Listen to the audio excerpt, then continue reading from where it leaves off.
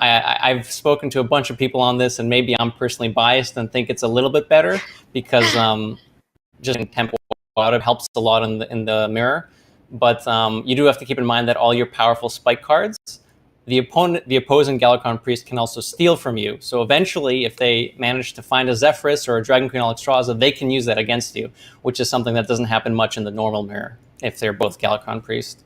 It's definitely interesting. Maybe we'll see if that comes up today. Hopefully it doesn't, but it would definitely be interesting for certain. Yeah, so they have Druid, they have Mage, Priest, Rogue, Shaman, and Paladin. What do you think what class do you think they will open? From what we've been seeing so far, I think that among the 6 available classes, Druid, Priest, and Rogue are likely the most consistent and powerful. But I do want to ask you something about the mages. Normally we see Highlander Mage, and that's all we've seen so far from all the lists that the teams have brought. However, I want to point out that Team G2 brought a spicy, well, relatively spicy. It's a Spell Mage. It's not Highlander Mage. So this includes Puzzle Box, Apexis Blast, some secret package as well, which is very interesting because I think almost unanimously everyone else kind of came to the conclusion that Highlander Mage would probably be the way to go. But G2 apparently has something else in mind. Have you seen much Spell Mage, and do you have a big opinion on it and how it's favored or unfavored against meta stuff? Yes, I tried to play after the nerfs. Like I even crafted the legendary spell, the evocation, to do that.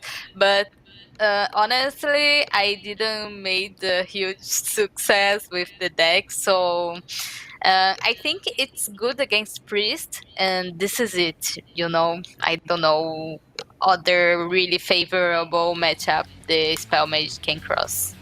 Sure. As you can see up here, we have the graphic for what's actually been banned, not yet what's been picked. I do want to point out just a little note of information about the Spell Mage. Silvername in Grandmasters for the Europe region did manage to qualify all the way through playing Spell Mage. And there have been a lot of doubters even within Grandmasters whether or not it can actually carry its own weight. But if it has happened to win so many games in a stakes tournament, maybe it is just a good thing that we're kind of overlooking, and we'll hopefully see if G2 can show us if that can maybe have a repeat performance and perform very well here in this tournament.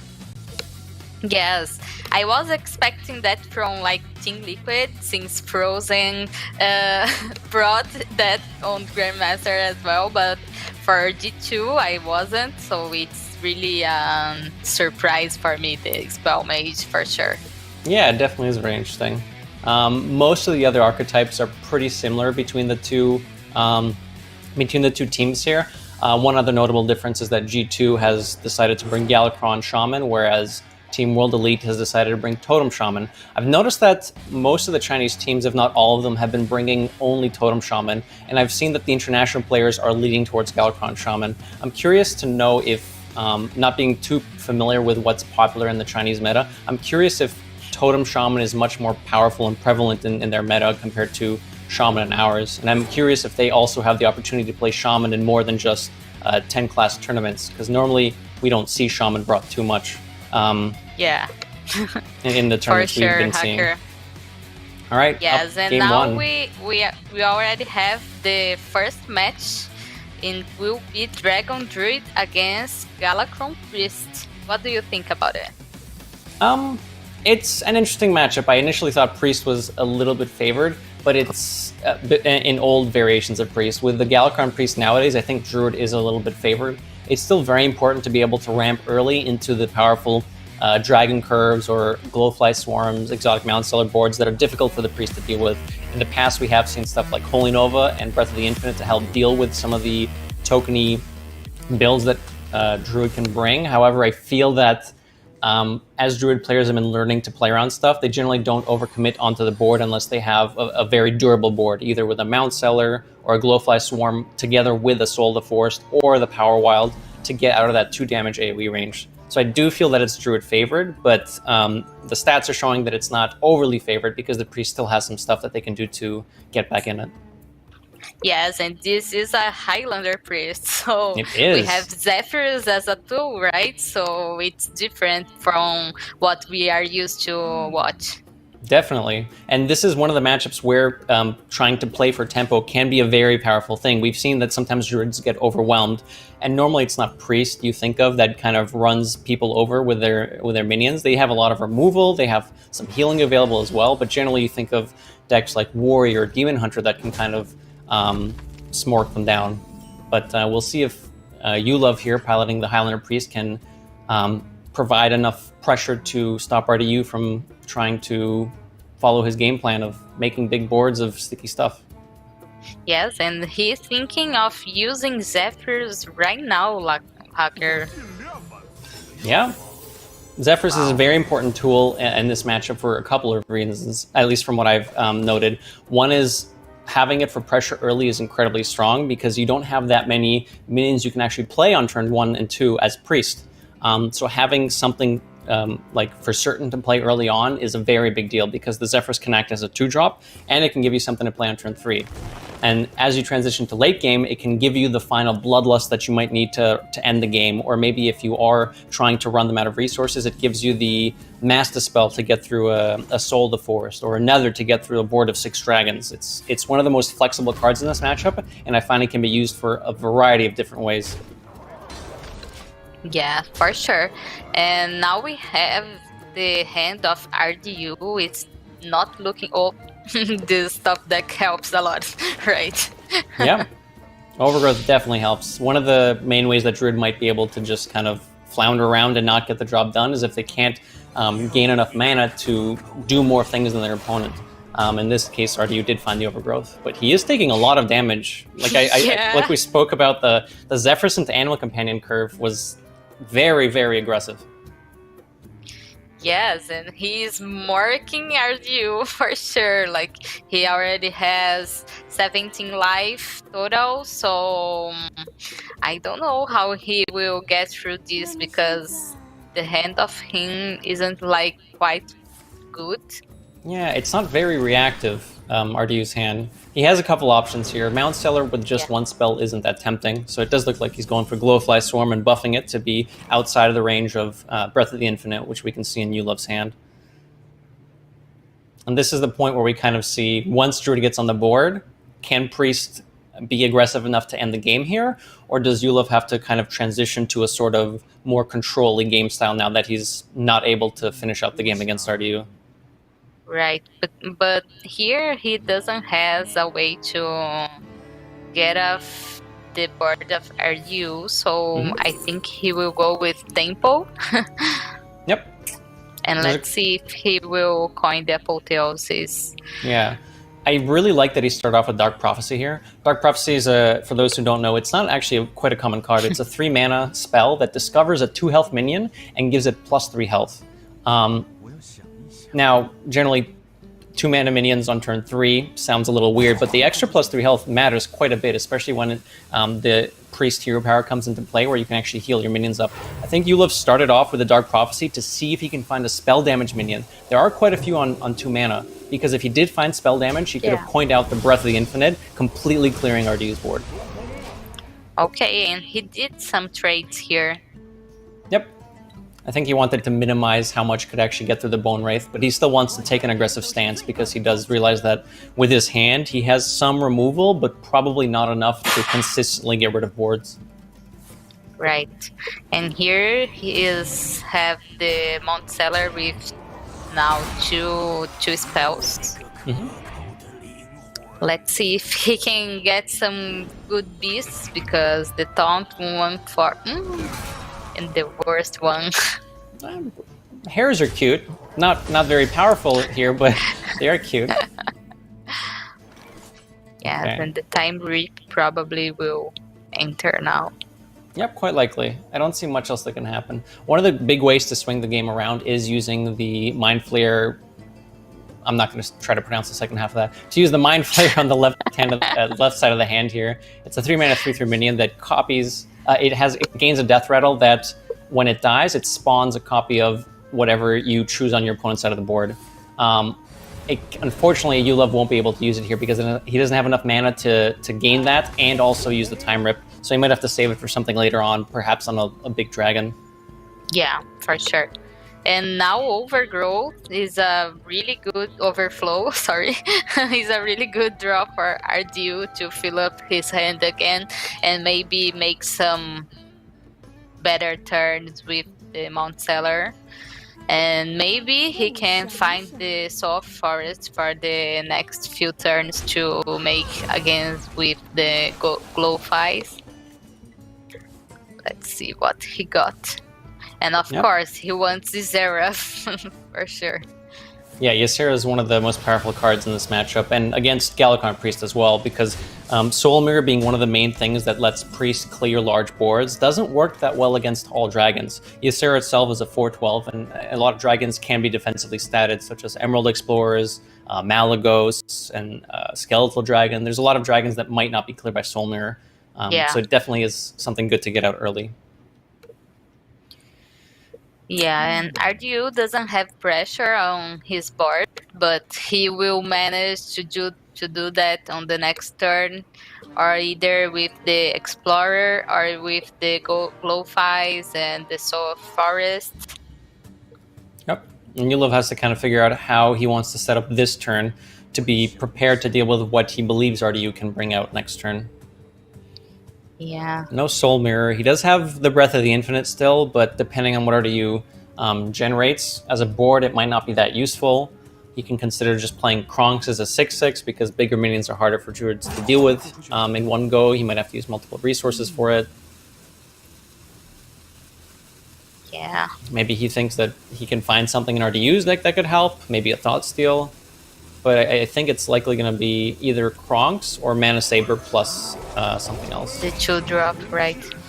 Yes, he went with Kronks that can do some trades.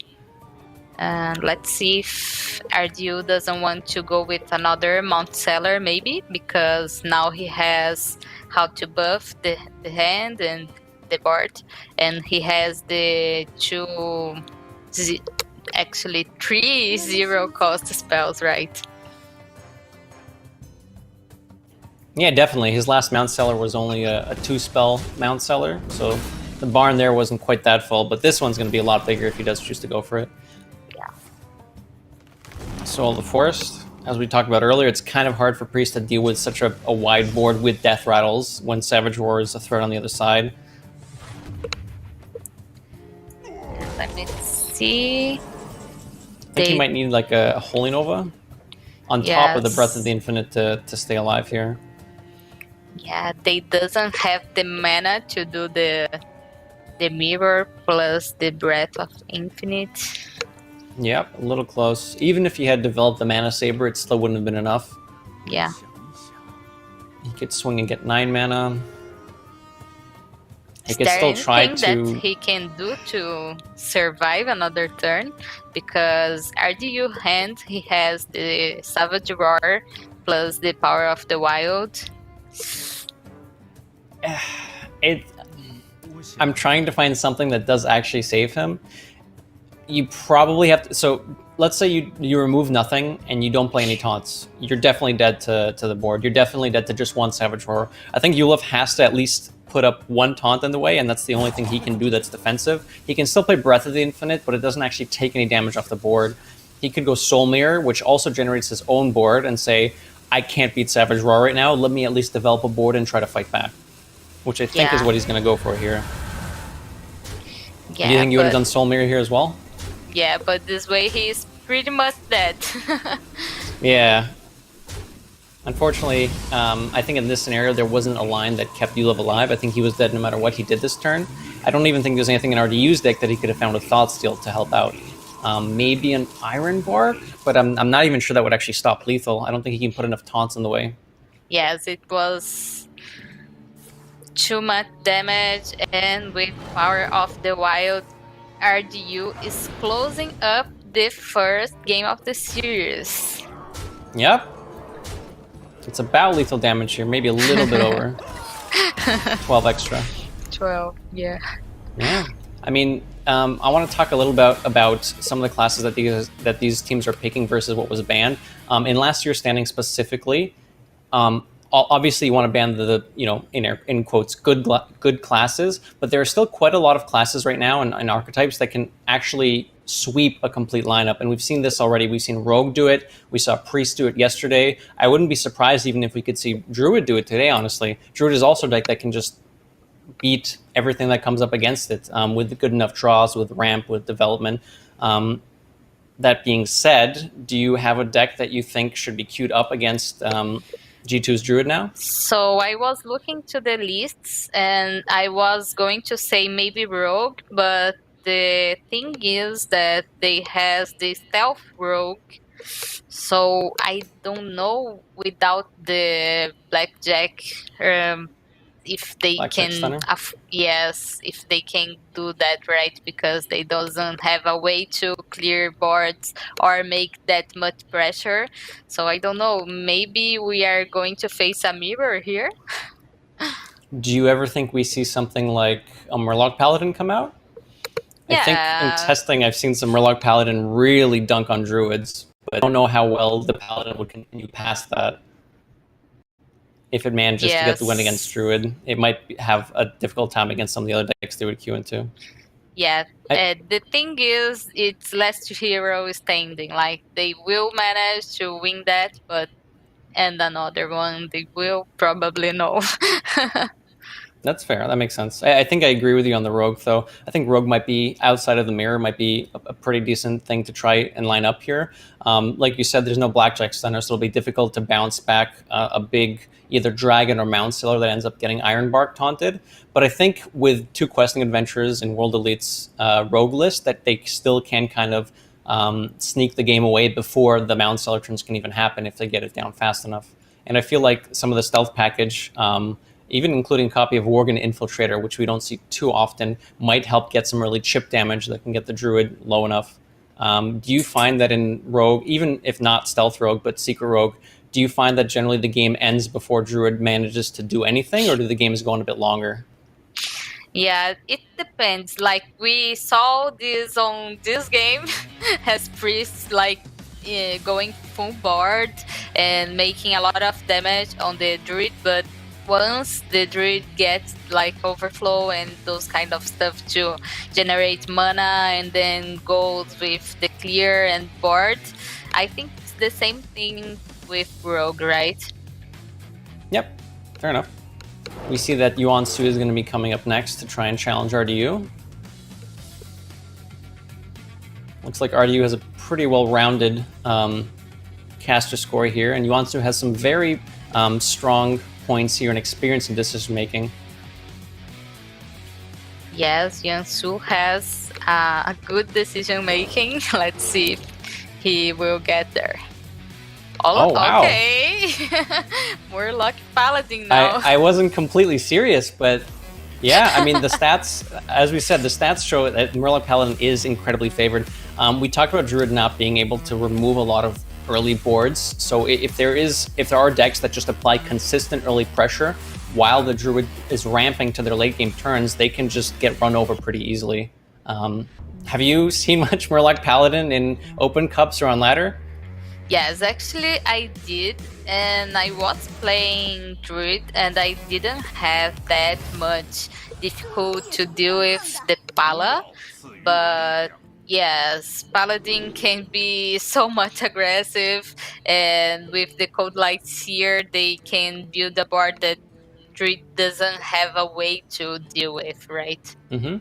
I think this might actually be one of the matchups where the recent balance change to Fungal Fortunes, changing it from 2 mana to 3 mana, might be very important, because waiting till turn 3 now to do that might be a little bit too slow, building up towards something like a Glowfly Swarm.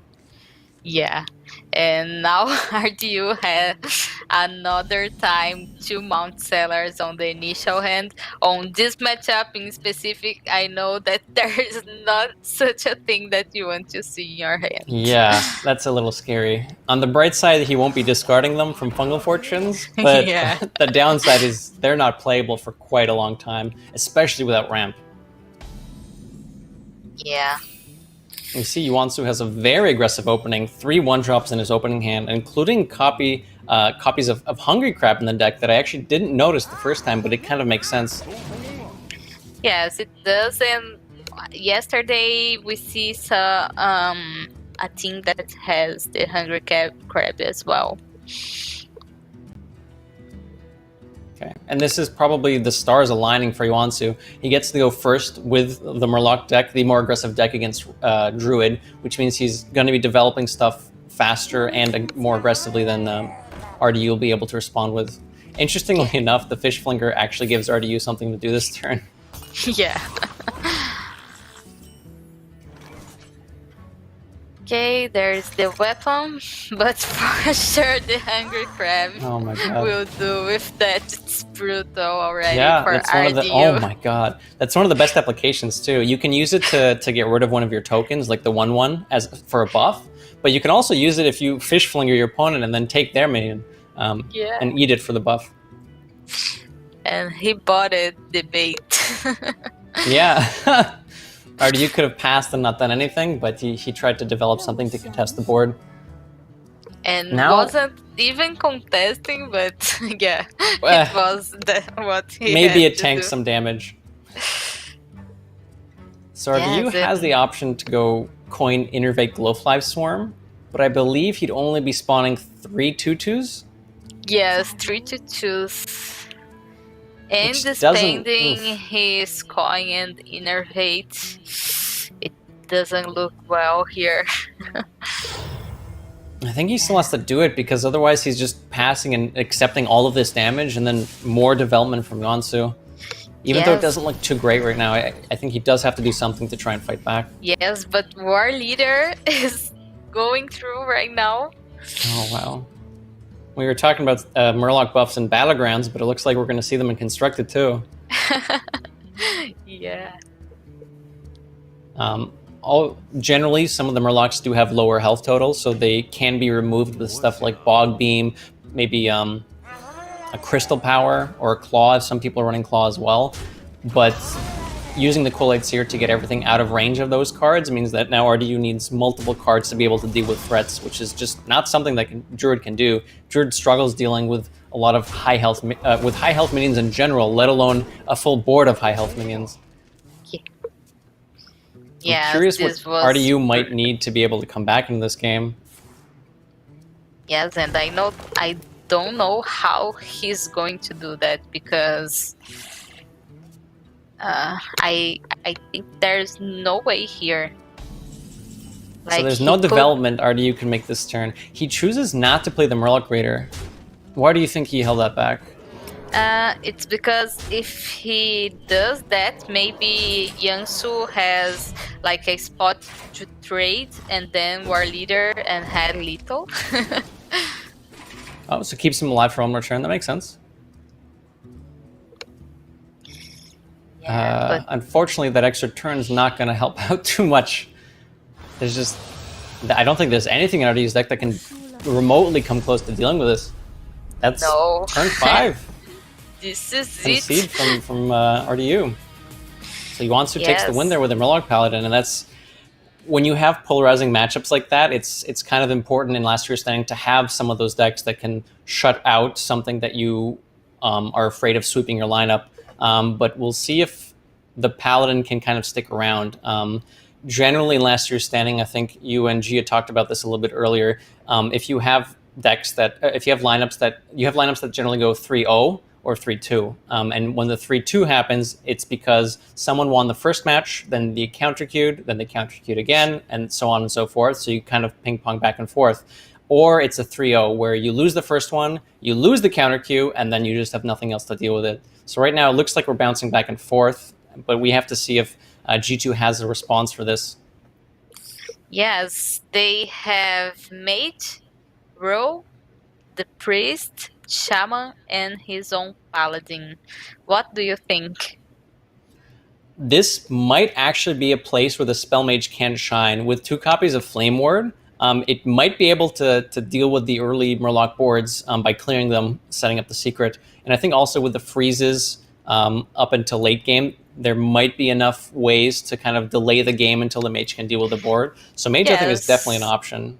Yes, and they have 2 frost bowls, 2 ray of frost. So yeah, they have some artifices to try to stay alive Yeah, and definitely.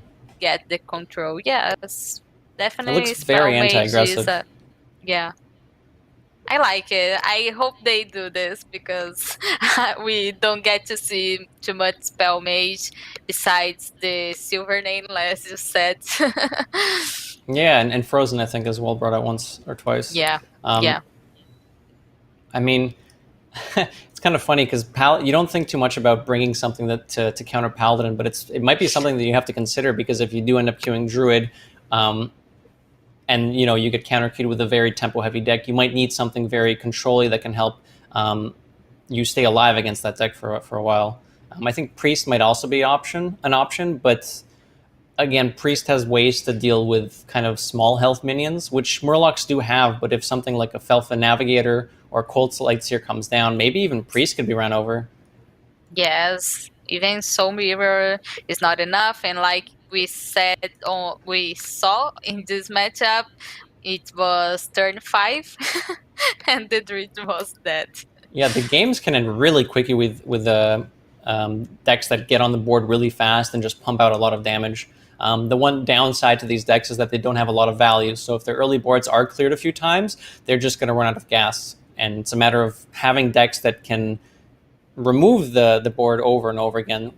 Decks like Rogue can do this very well, even though Rogue isn't really a control deck. Decks like Warrior can do this as well. Hunter, maybe even Demon Hunter could do it, which is why we see these classes kind of banned out for the most part. Warlock as well is another option that, if not banned, could have been used to defeat this Paladin. So I'm curious to see what they would bring. Yes, and do you think the things that are playing today have some advantage than the ones who played yesterday in matters of bans, like to see what they ban, if it went well or what? I mean, I feel like the bans today were a little more in line with what I expected. I think from what we spoke about, Warrior, Demon Hunter, and Hunter are 3 of the decks that most of us agreed would kind of generally be banned across the board. I think Warlock as well could be an okay ban. It is also a deck that can kind of sweep. It can have varying power levels based on what you're up against, but I still think it's a sweep-heavy deck. I think it's kind of a toss-up between the two teams based on how they banned and what decks they brought. And I think if something does come out of, if an advantage does come out of the lineups, it might be by bringing something a little spicy like Murloc Paladin or Spell Mage that the opposing team might not have been ready for. Okay, so we are seeing now is time for Thais, and he is the first World Prize standings. Yeah, Thais has an exceptional, he's had an exceptional decade, maybe even since Hearthstone started. He's been kind of the star for quite a long time. Yeah, we'll see if he can take the game from Yonsu here, depending on what he brought. Yes, I love to see Thais. Like, he has so much a good vibe when you join his stream. Yes, and seeing he went well on the past 2 Masters Tour, it's like amazing. Yeah, we can see from the caster scores here that these 2 players are actually very, very similar based on what the caster scored them as. Yeah. They both have very good decision making and experience. Yeah, I think the more balanced one that we saw until now. Yeah, I don't think we've ever seen 2 that are kind of almost exactly the same. They're just a little bit of tweaks in some of the other aspects. Okay, it looks like Thais has decided to go with Galakrond's Secret Robe to try and deal with the Murloc Paladin. Okay, let's see if they will do it, because I feel like the stealth one have more chance because of the early minions, but since they have copy of early minions, it can do maybe. I don't know. A lot of the earlier stealth minions in the stealth package can help deal with more board-centric decks. The secret package still runs a copy of Spy Mistress in G2's lineup here, so they are still looking for a couple of early minions to help deal with the Paladin's early minions. I felt in practice that Rogue was still pretty decent against Murloc Paladin because you have tools like Backstab, because you have tools like Seal Fade. Even your Dagger can help deal with a Murloc over 2 turns. So I feel like Rogue is one of the decks that that Tyson G2 want to queue up against this Murloc Paladin. And as we kind of talked about with Murloc Paladin maybe not being the pick for Team WE because what happens after they win with Paladin, Rogue doesn't have that problem because if they do get the win with Rogue, Rogue can be a sweeper deck, so no matter what gets queued into it, it still has a pretty decent chance of winning. Yes, and we saw the Rogue making 3-0 on the previous matchup, so yeah, for sure. I like Rogue, I love the class, so I stand by this decision. Yeah, it feels very versatile in what can you do. There's a lot of flexibility. You can be a little controlling, you can be a bit more aggressive, you can get some value. It's definitely an interesting class to play for sure. And with Druid taking the loss last round, we won't be seeing a Druid sweep finally, so the only classes that have swept so far will have been Priest and Rogue. We'll see if now with Rogue back on the table, if Rogue can get a couple more wins against what WE brought. Yes, and like you said, like Priest doesn't have like a real early game minion, so maybe Rogue is the right decision here, for sure. Yep. Looking at G2's Rogue list, it looks almost what I'd call standard, very similar to what Bloody Face and Eddie brought to Grandmasters at the end of Grandmaster Season 1, the finals. The one change I think I noticed here is that people started bringing a preparation over a second copy of Spy Mistress. Do you normally think that a second Spy Mistress, maybe not in this matchup, but in general, is a bit better than the preparation, or do you like having the flexibility of preparation in the deck? I like the preparation on the deck because you can, now with the nerfs, like you can get the Wanderer from the Togwoggle earlier, or you can do like amazing questing since you have 2 on the decks, or Edwin Van Cleefs and stuff like that. Or you can like tempo secret with the preparation and another thing on your turn. So yeah, I like the preparation overall. Definitely makes sense. I personally have been playing a lot of double Spy Mistress, and I didn't like preparation too much until I had one of those Togwaggle prep wand turns, and then I was convinced pretty easily. Yeah, with stuff like questing adventure in the deck, it also makes sense to have a bunch of 0 mana cards. 0 mana cards in general can be very powerful, so it makes sense to have one in there. Yes, and now you have the Galacron nerf, so you can sometimes preparation to backstab because your backstab is costing 1. Not if your preparation costs 1 too. Yeah. Yeah, it is another card that could perhaps bite you a little bit if it gets pulled off of Galacron, but that's just kind of what happens. Looking back at the Murloc Paladin list for Team WE, I wanted to note that they also are including a copy of True Silver Champion. I've seen a lot of decks that run 2 Underlight Angling Rods, one of the 3 mana 3/2 weapons that gets you a Murloc for every time you swing because it can give you a bit more gas and it is just flexible for board control. But I haven't seen a lot of True Silver Champions. Has this come up a lot in your experience? No, actually not. It's a surprise for me as well. They only have 1 copy of it, but I think it's for more like if you need to give some face damage that you don't have on the board, maybe. I don't know. Yeah, a bit of extra reach maybe. I think we used to see, well, this was it was kind of a different meta when Prismatic Lens was still in the game. We would see people play Prismatic Lens with Tip the Scales to summon a board full of Morlocks very quickly on turn 5.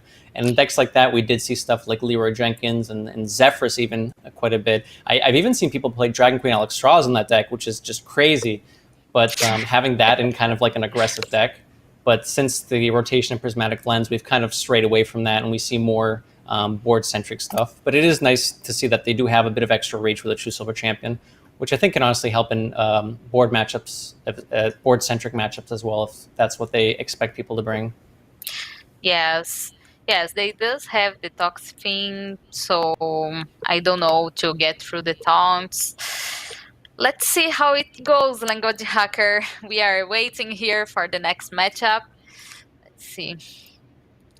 But I'm upset that they will not go with the spell mage. Spell mage. Yeah, I thought this might be one of the matchups that would actually shine a bit against, but perhaps they're trying to be a bit more forward thinking and planning out for a couple of games in advance. Let's say if they do get the win with mage, they may be trying to analyze what Team World Elite would kind of counter that with, and if that also seems kind of unfavorable, like what happened here. If Murloc Paladin gets queued up against Druid, for example, it was a complete rollover. It was 75-25 just from the stats to win as well. So maybe they're trying to figure out, all right, how do we kind of queue something that can't really be countered and try to get some extra win percentages that way. Yeah, and tomorrow we will already have like the lower bracket, the loser bracket, and we will see international teams facing each other. We will see Barcelona against Team Liquid, and who loses is out of the tournament.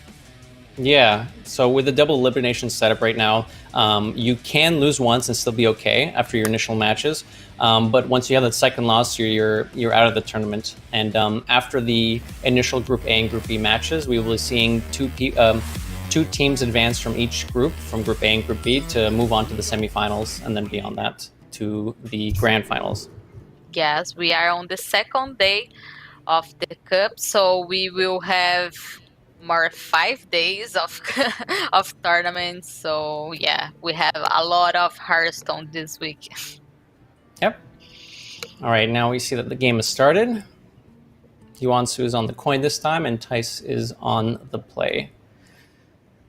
Still a pretty good start from Yuansu. He has the Imprisoned Sungills available. Would you be keeping both of these? Or do you think it's just kind of good on turn one and you'd only want to keep one of them? No, I like to keep both of them. Yuansu agrees. Makes sense. You want to be pretty heavy, overwhelm your opponents, especially for Rogue. I think in the past we've seen Rogues run stuff like Fan of Knives, which actually used to be useful against more aggressive decks like Zoo, especially when you run Blood Mage Thalnos. But decks have changed a lot over the past couple of years, so it is kind of difficult for Rogue to deal with a bunch of small minions now, at once anyways. Yeah, and the start from Ty's part, it's not that bad. Like, I don't know how he could do better. Of course, with one-drop minions and stuff like that, but Backstab and the Secret is already a good start, right? Yep, Backstab very useful in this matchup. The Secret is also pretty good as well. A 2-3 stat line can contest a minion, get a value trade, and then perhaps kill something else after that, which is generally what you want to do right now as the Rogue. If you can try 2-for-1ing stuff, even 1-for-1ing stuff is really good. If you can stop things from happening, and just as the game goes on, you'll have access to more powerful cards than your Murloc opponent. Yes, and Seal of Fate for the next turn with the Backstab.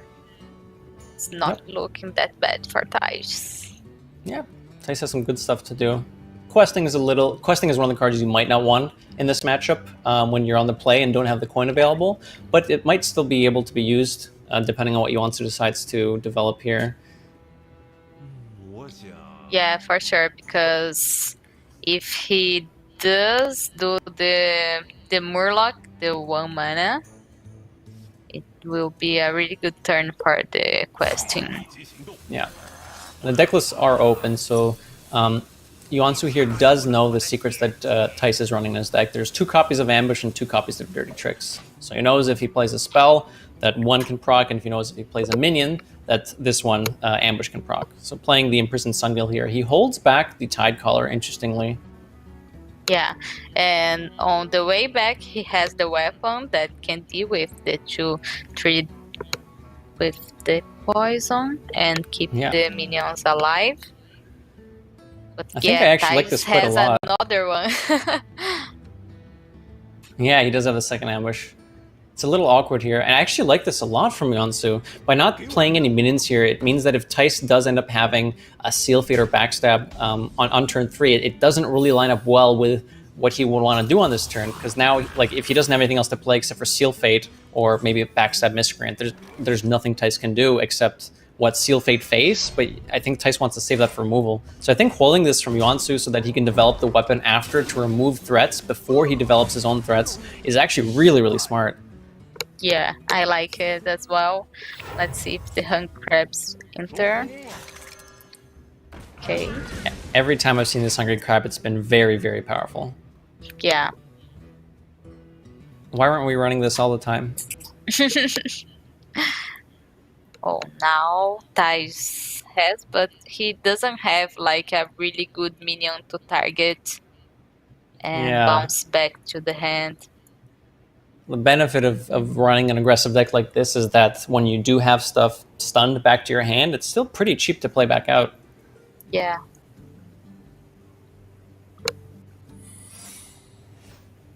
He does opt for the stunner here, realizing that he can still value trade this poisonous minion, which means that it will deal with at least 2 minions or a minion in a weapon swing. And this way, if Yuansu wants to replay the Hungry Crab, he has to eat one of his own minions, which kind of helps Tice because it makes the board a bit smaller for him. Yeah, for sure. Oh. Yeah, we're seeing a pretty token-heavy hand from Yuansu with the 2 Sun Gills, the Tide Hunter. And the Tice is already down to 2 cards in hand, which is kind of interesting. Even going kind of 1-to-1, it's kind of difficult. Yes, and he does have the secret yet on the hand, so Yansu knows that if he plays a minion, maybe it will proc the secret and he has to deal with another minion, but what he can do right now, right? Yeah. I mean, his entire hand has basically just been at this point. I think he has to hope it's kind of dirty tricks and hope that it's the other secret that doesn't inhibit his board development here. But I still think he's generally in a good spot here. I mean, like, Tice isn't under a crazy amount of pressure. He's still at 30 life, but we're still in the kind of early turns where the Murloc Paladin still needs to get on board before he can start pushing more damage and being aggressive.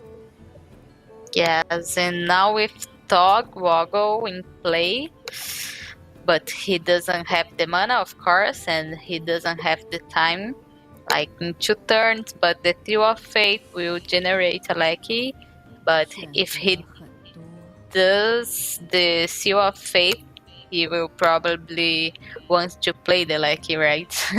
Mm-hmm. Quite likely, yeah.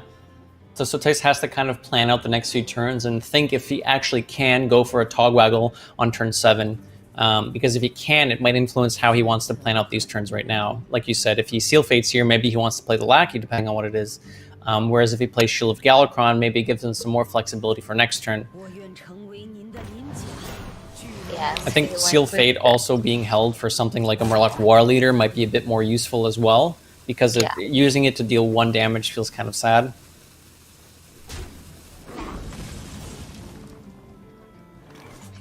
Another Underlight Angling Rod. The Paladin doesn't have many ways to come back onto the board once it loses, at least this version of Paladin. So I like that Yuansu has been completely just focusing on the board like as much as possible in his favor, focusing on keeping his threats alive by like holding back the Tidecaller earlier and trying to find a better opportunity where it might survive and actually get some damage in. Yes, and now here he has the chance to make or the war leader, but it's most likely that he will lose the war leader if he does that, or he can go with the weapon and make some trades and maybe go with this is a really good Murloc. Yeah, Furious fell after having swung. There's a lot of really cute Murlocs. Cute as in like what they do, not as in how they look, but there's a lot of cute Murlocs that you can kind of pick up, and we see one here, Sir Finley, generally a Highlander card, but we don't see it too much here. Furious Felfin as well, a Demon Hunter card that doesn't pop up too often in Paladin decks, but it has some applications. Yeah, for sure. Let's see what Thais get here from the Lucky. Another Draconic Lucky. Exactly what you want to see in a tempo matchup. It does give him some options at least, but it isn't quite what Tice was looking for. It gives him options for the next couple of turns. Yeah. And here, Thais can do the dagger, maybe? Yeah. Mm-hmm. Because Tice has been able to fight for board for so long, and still has quite a high life total, he might actually have the chance to play the Togwaggle next turn to actually get his wand going. Sometimes it ends up being too slow, and an example of this is as we saw last round against Druid. The Murloc Paladin just completely ran it over before the Druid was able to do some of the powerful cards. Yeah. But here, Thais just managed to get the board clear like all the turns. So the hand of Yansu is a little bit slow. So let's see what he will do. Another war leader. Yeah, last game we saw end before this turn, so the fact that we're already on turn 6 and Tice still is quite healthy at this point, maybe is not that good for Yuansu. But, yes. I mean, looking at Tice's hand, maybe Togwaggle... This is so crazy. I was literally just talking about how I thought Togwaggle was kind of safe, and suddenly there's so much damage facing down Tice from Yuansu's side of the board. Yes, he has 17 damage on the board. This is crazy. Yeah, War Leader buffing multiple minions at once is insane. Yeah, I think he has to go with the Miscreant here and the prayer. Maybe yeah, I mean, Togwaggle is just too slow.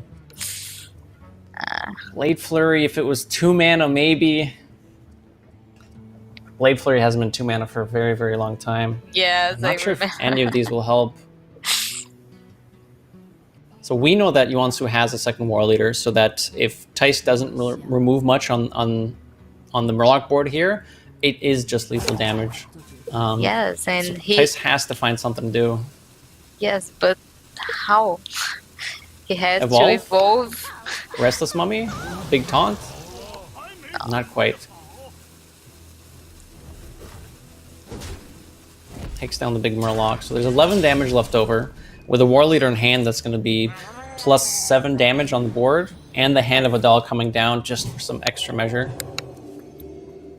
20 damage. Yes, this is quite... Wow. Pala Murloc showing what he got. Yeah, didn't expect to... well, I mean, our concern was that if Murloc Paladin gets the win against Druid, then how is it going to fare past that if it gets counter-queued by something? And, well, that problem just didn't happen. Murloc Paladin got another win in. I mean, that's got to be really disheartening from G2's side. Maybe they should have queued something like Mage, like we were talking about. Maybe a deck that was more primed at beating Murloc Paladin, since they were 1-1, and if they get the win there, they can still ping-pong back and forth and still come out 3-2. But this way, now they're at a disadvantage.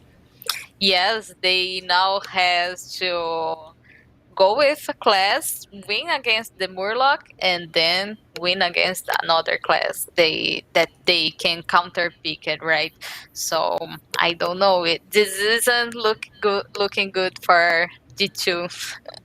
Yeah, I thought for sure they were in a very good spot, but now it looks like they might not be. If we look at the decks they have left, they have Mage available, they have their own Paladin, they have Priest, I believe, and Shaman. Let me see. Yes. Their Rogue was beaten, their Druid was Druid. Yeah. Yes, they have Mage, Priest, Pala, and Shaman. So my thinking is that Priest is probably the most powerful deck left, but is Priest good enough to get past Murloc Paladin? I think against some of the other decks it might be fine, but do you think it'll be the pick here against Paladin? It's a little bit rough, but this Priest of G2, they has like a lot of a low cost mana curve, and they have like Ooze, they have the Imprisoned Vilefiend, they have Penance, of course, to deal with some early minions, the Veil Weaver, and yeah, maybe it's a token Priest that will work on this matchup. Yeah, I know we talked about some other people yesterday. I think one of the international teams brought Imprisoned Vilefiend as well to try and be stronger against tempo-heavy decks, and maybe this is the chance to kind of let those cards shine. G2 also has a copy of Acidic Swamp Ooze, which we didn't see too much of yesterday, but it might actually come in handy here if they do decide to queue up the Priest, because it can stop some damage and some resource gain from the Paladin with the Underlight Angling Rod. Yes. I'd be surprised to see anything other than Priest or Mage, but maybe they throw us a curveball and give us Shaman. I mean, we didn't expect Paladins, so maybe something else is going to come in and be crazy. On the Priest, they have 2 copies of Shadow Madness as well, so it's fine against the Murloc Pala again. Yeah, definitely good. It looks like they thought that if they needed to queue Priest, they wanted to limit as much as possible what kind of counter queues could happen into Priest for maybe something like Murloc Paladin. It might even help against Shaman if that was something people would want to queue into them, like Team Liquid did yesterday when they queued Shaman into the Priest. Yeah. Yes, and the Shaman of G2 is a Galakron Shaman. So it's a little bit slow. I don't know if they will go with Shaman there is at all. some sort of comeback potential with some of the cards they have if they fall behind, like Mogu Flesh Shape or in Box My Knuckles. But it feels like it might be a little bit slow. If the Murlocs get out of control very quickly, we might be seeing like another game, turn 4 or 5 game loss. Yes, because I still want to see the Mage. Yes, because the Shaman doesn't have removals, right? The invocations, the invokes of Shaman are really good against the Murloc Pala, but sometimes you doesn't have how to make the invokes, right? So I don't know. Yeah.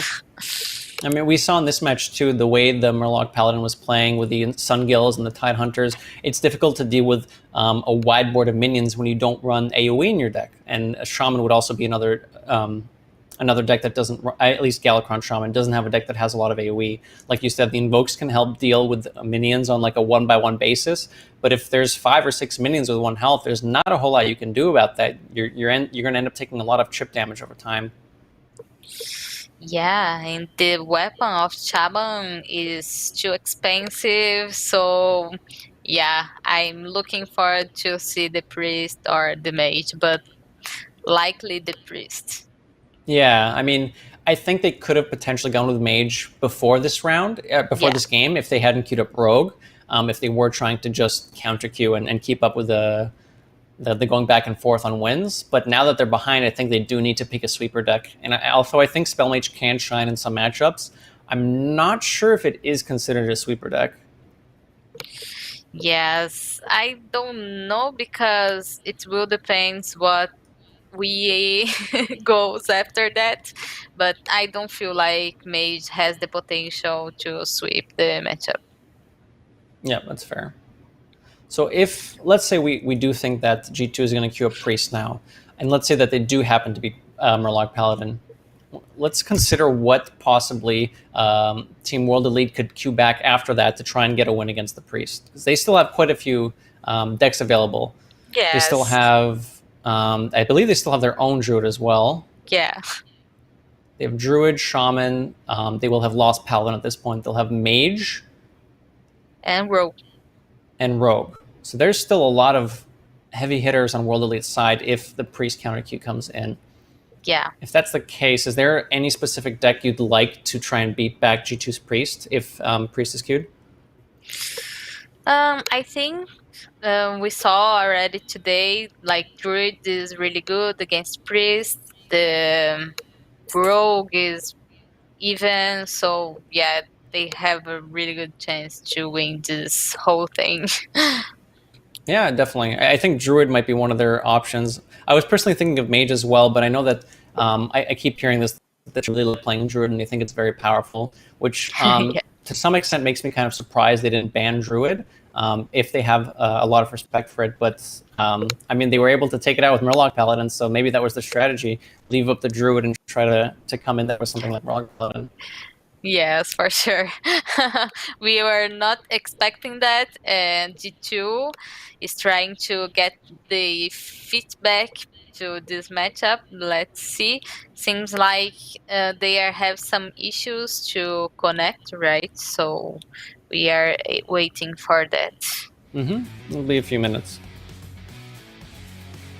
We can talk about what. So, just as a reminder, between each day from day to day, Monday, Wednesday, Friday, we'll be looking at Group A for both Battlegrounds and Constructed for Standards. And on Tuesdays, Thursday, and Saturday, we'll be seeing Group B. So today we're going through most of the Group B matches.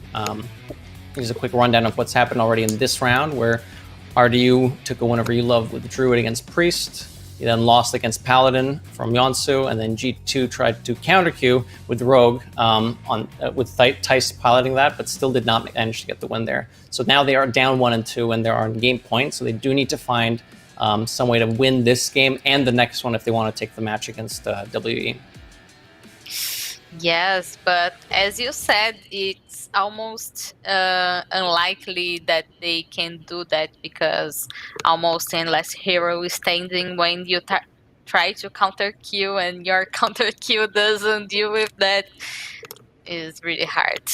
Yeah, definitely. It is one of the places where I brought this up a bit earlier as well. If you can have some sort of spicy decks that your opponent isn't expecting, that are unconventional, let's say, and the matchup spread is very different from what you're expecting your opponent to bring, which is something you can definitely have in this 10 class format.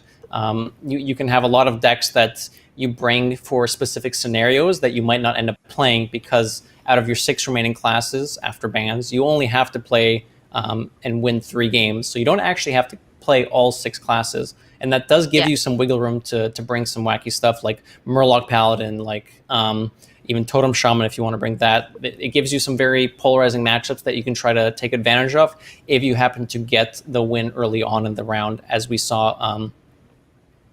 Was it World Elite who took game 1, or was it? Yeah.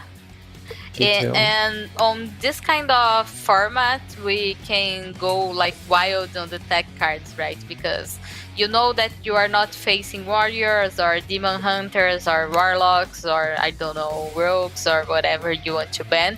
So yeah, you can focus on sort of kind of decks that you know that you are going to face it. So yeah. Yeah, definitely. Tech cards, I think, can be very powerful in last year's standing. When you're bringing specific decks to target other things people are bringing that you're expecting.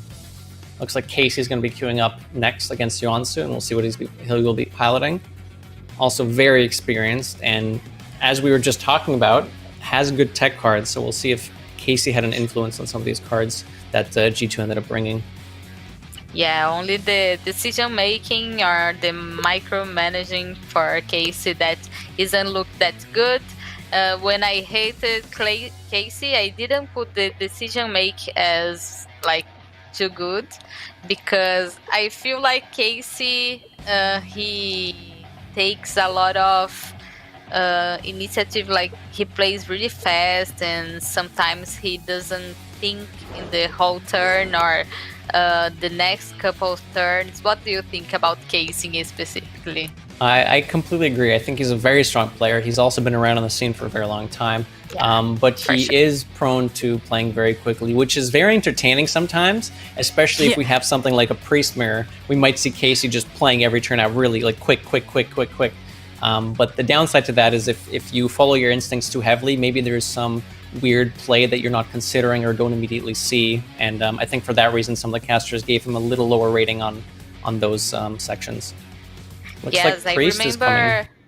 Yes, I remember once in the DreamHack, I think he was in the finals or something like that, and he was playing Even Lock, and he did the turn like super fast, and he had the clear on that turn, and because he played fast, he lost the series and cost him the tournament. So yeah.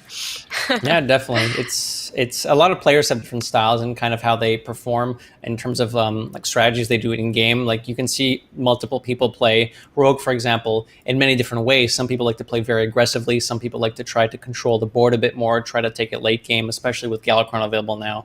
But there's also different play styles in terms of how fast you play. Some people find lines a little quicker. It comes to but in essence, you do want to kind of take your time, consider all the options available, because you don't want to accidentally miss out on something because you saw a good line and didn't think enough of finding maybe another line is better. Yes, for sure. But don't take it badly, chat. I love Casey. I love his style. And like Language Hacker said, it's the style of each player, right? Like we see Bunny Hopper, that he has the fame of roping every turn and this kind of stuff. Like Language Hacker, he has a lot of energy Energy. going on with Thank you for the kind word there. with his top decks. Yeah, it's really funny. I love to cast those kind of and know the players, and I'm loving that we are getting to know the Chinese players, right? Yeah, definitely. It's interesting to be able to tell stories about players and seeing how they display emotion differently, or if they display emotion at all. Some people I know are just kind of like concrete walls that don't want to show any emotion. But then if you come see them after the game, they'll start talking really quickly and trying to talk about what happened in the game and stuff. It's really cool to be to see those different, like you said, personality traits and like styles. And again, not to knock Casey on the nose or anything. I still think he's an incredibly good player. Just to note that he plays a lot faster than most other people. Yes, for sure. But now he has an opponent that is Blythe. Ex Blythe, for sure. It's a guy that we will see on next Grandmaster. And can you imagine Casey against Ex Blythe playing Language Hacker? That'd be the fastest match ever. We could probably knock it out in 10 minutes. It would just be, there we go. On to the finals now. Yes, I remember when X Blythe was playing on Arlington. I remember I saw a tweet of your own saying, "What's happening? Why they are playing so fast?" I got out to get some snacks and I came back and the game was half over, and I was just so surprised that it was ending so quickly. I had to go back and check the VOD to see what actually happened. Yeah, I mean. Generally, so just as a sort of context, when people play a lot faster, maybe on streams or stuff, it's more of an autopilot because, they're focusing on entertainment and talking to people. But in high stakes situations where you're trying to do the very best you can to try and win the game, to win the round, the tournament, and so on, it's very important to take your time, find the plays, and autopiloting can actually work very against you if you don't actively think of all the available plays. Yes, and even on ladder, and sometimes we autopilot the decks and we put the blame on the lucky factor, but we are not paying attention and trying to develop ourselves on the deck management. So yes, we have to pay attention on this kind of things, right? Yeah, I can't even tell you how many times I do this a lot too. And generally in tournaments when I'm nervous, I also tend to play a bit quicker because I try to think, all right, yeah, of course, I'll follow my instinct sort of thing. But I'll find myself doing this a lot where I instantly play a card. It may not be my whole turn, like I don't spend all 8 mana, for example, but I might play a card and then start thinking, and then I'll realize, I shouldn't have played this card. But it just seemed like the obvious thing to do. Like an example of this might be just coin out Miscreant, in Evil Miscreant and Rogue. This used to be just a very popular play that happened all the time once Evil Miscreant came out because it gives you a lot of options going into turn 3 after you've coined it out. But nowadays, something in like the Rogue Mirror, if you coin out Evil Miscreant, it gives your opponent the option to Seal Fate it, and then your Miscreant dies and you lose the ability to maybe evolve it or give it some extra attack with a Rush Lackey. So plays that might have seemed obvious once upon a time, that even might be obvious now, might end up not being obvious later. So, moral of the story: take your time. Don't autopilot in important situations. Yes, for sure. Even if you are getting hands on ladder, or if you're trying to go into the Open Cup system, yeah. And people who cries about people that hopes, I always say that the time is on the game for for you enjoy it, right?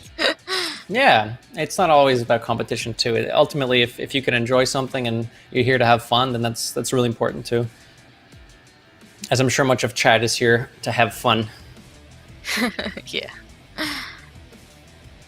Okay, so we are waiting. Seems like Casey is the one that is having the issues, but Yeah, I believe he's having a little trouble connecting to the China server. A bit of time to try and get that sorted out. Yeah. We did actually see just to go back to the game, we did see Priest chosen from G2 side, so we did have the read there, even though we would have loved to see Spell Mage. I don't think it would have been good enough in terms of 2 games, even though it might have been pretty good against Paladin right now. And it looks like KC, RDU, and Tyson there.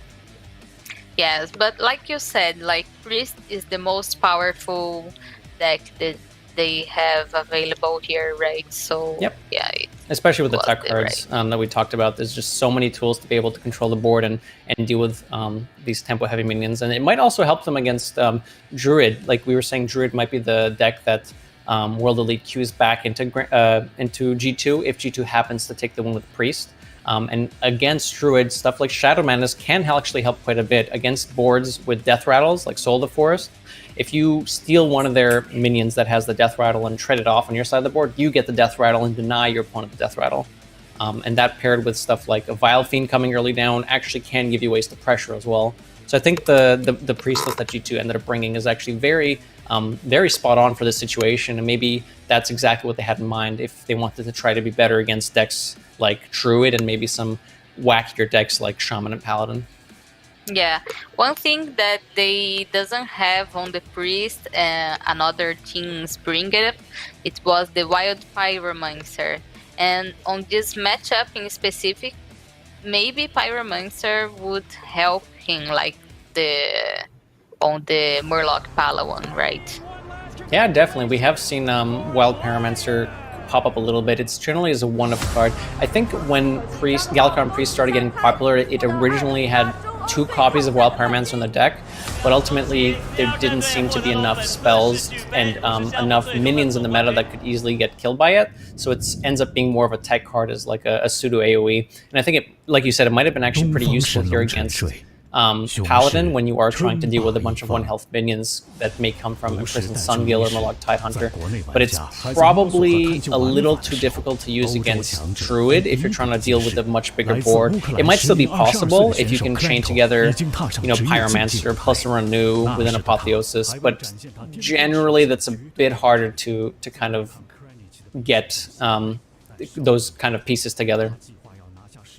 Yes, and seems like we are going to a break now, Language Hacker, to see if Casey is able to connect on the China server. Yep. And we will back in some minutes. 中国虽不乏有2014 HWC 世锦赛的亚军小于大仙人这位强者，但面对国外人均制霸大包大揽的环境，也不过是匹夫汗数，杯水车薪。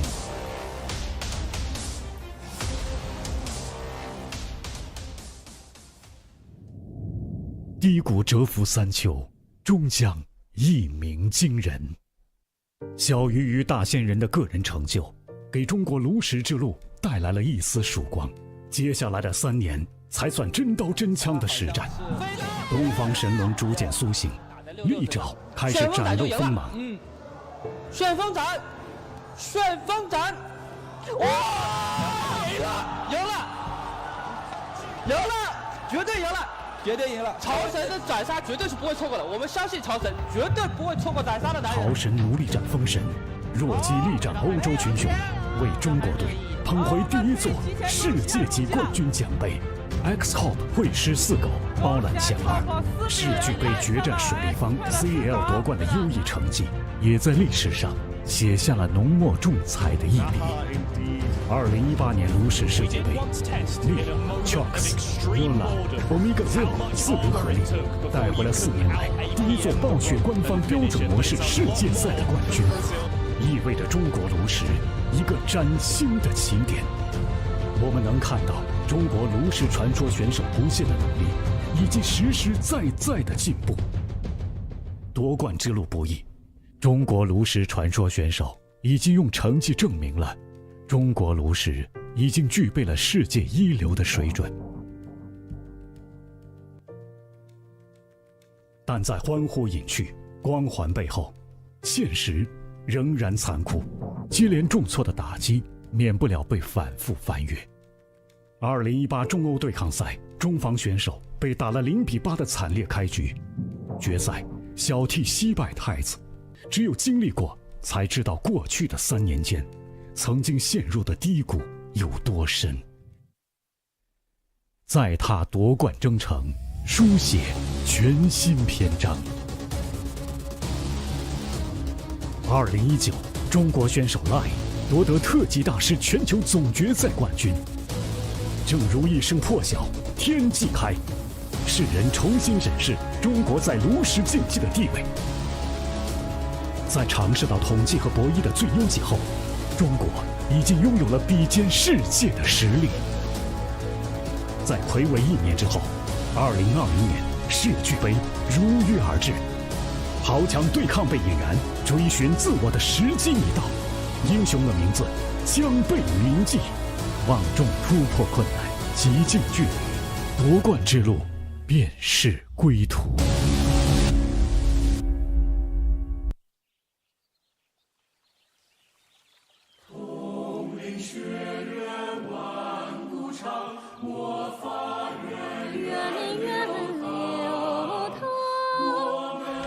传承闪耀荣光，愿你永远地绽放。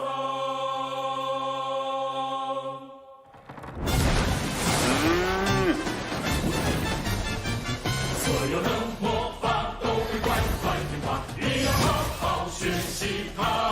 许多社团教派派对也挺多的，全都欢迎你参加。学会神奇的魔法，混天生秀亮开花。跟着玩具组不要到处乱逛，我们园长会让你长大。开玩笑的，别当真。你要拯救城市，永远不忘动力学院是我的家。嘿，嘿，我爱它。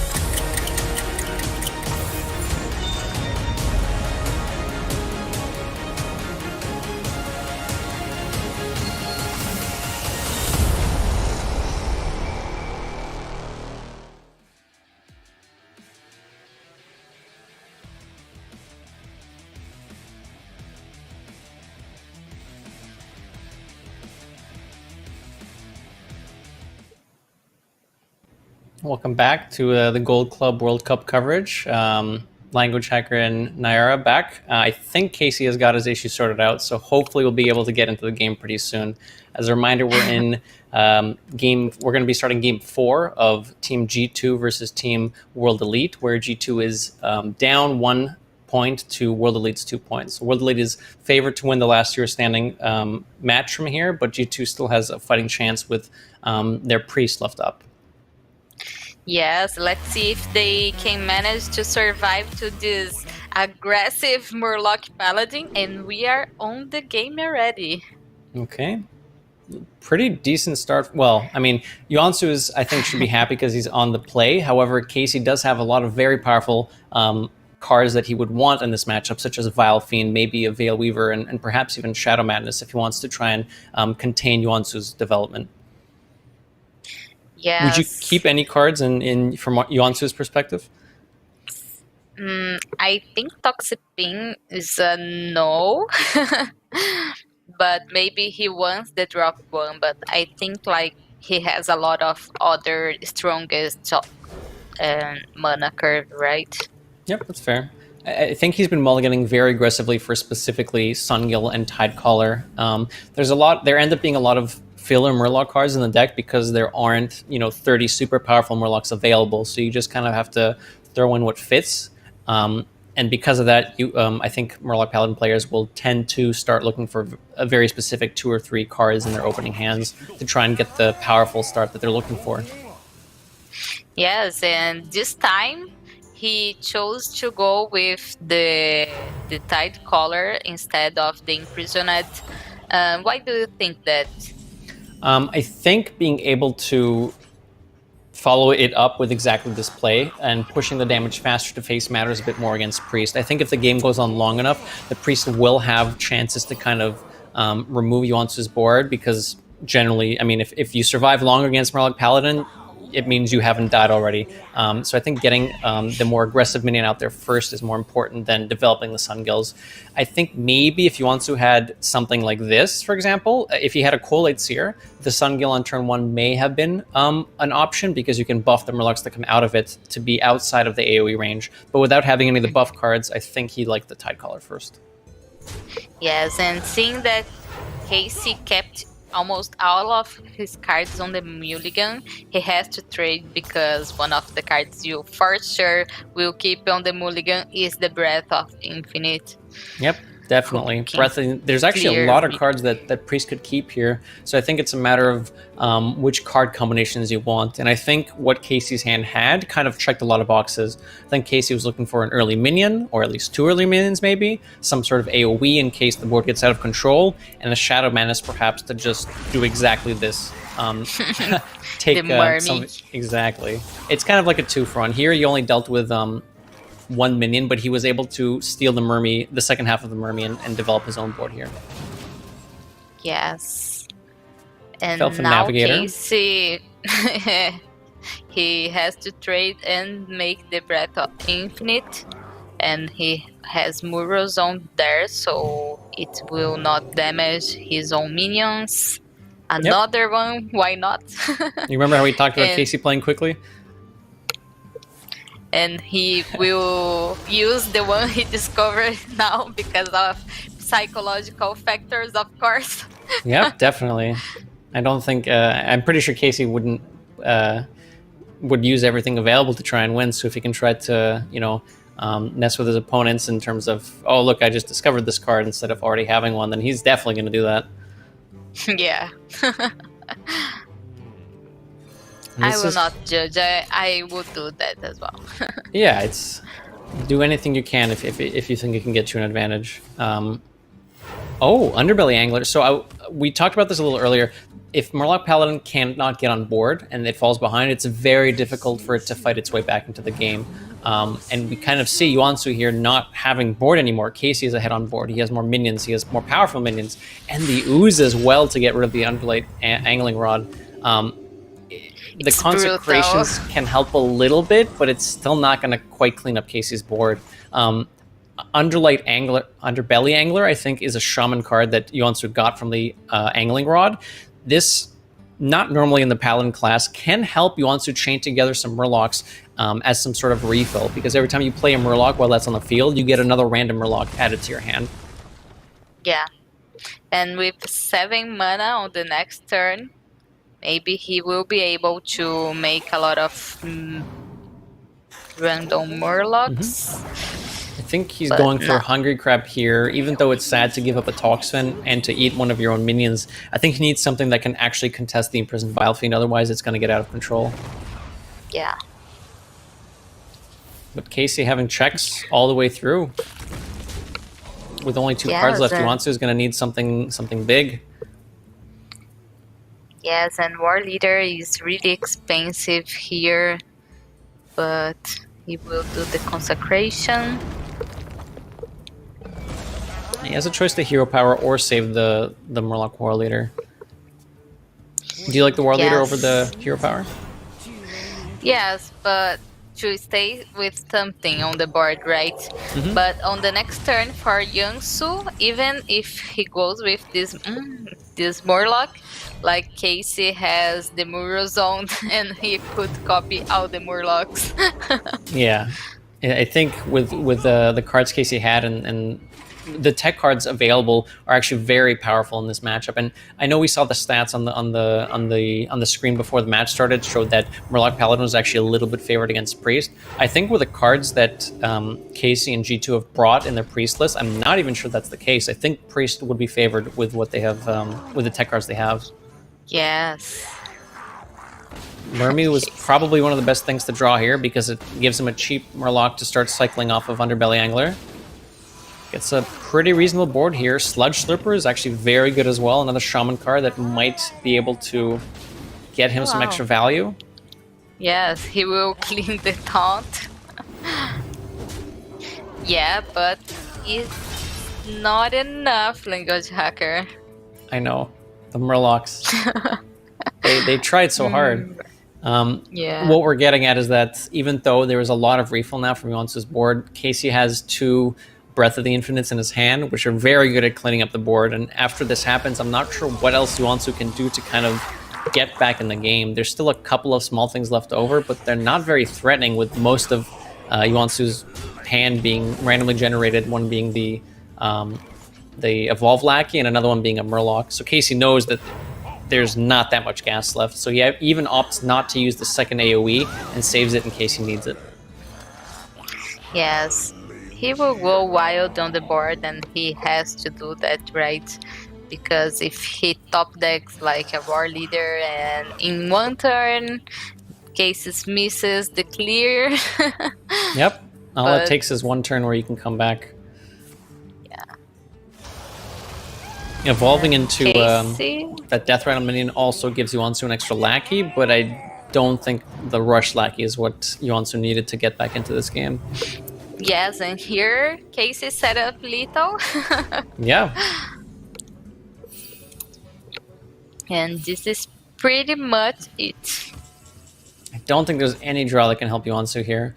If a Scalord had come in a little earlier, when he could have played it together with some of his early Murlocs to maybe get Divine Shields to protect against something like a Breath of the Infinite, maybe Yuansu would have been able to keep control in the mid game and be able to have a bigger board. But unfortunately, with all the cards Casey had to deal with his threats, Casey does take the win with the Priest, and now G2 and Team World Elite are tied for 2-2. So we're going to be on match point here.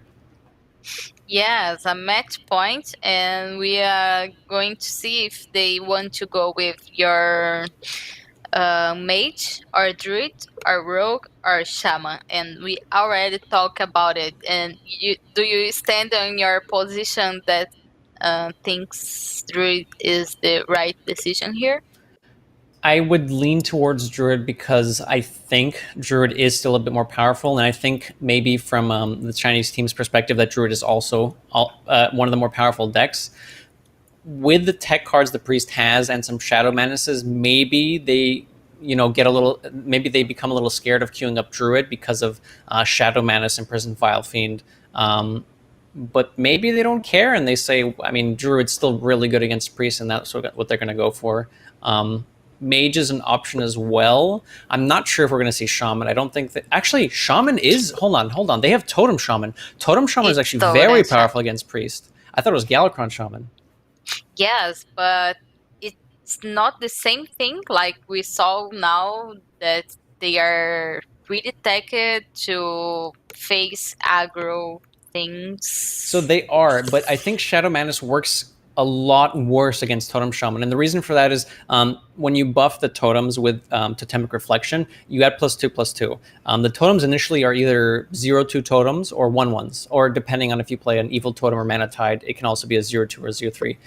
But buffing that makes Shadow Madness not trade it off nicely, because if they were, let's say, equally statted health and attack minions, the Shadow Madness could take like a 3/3 and kill a 3/3, and that would work.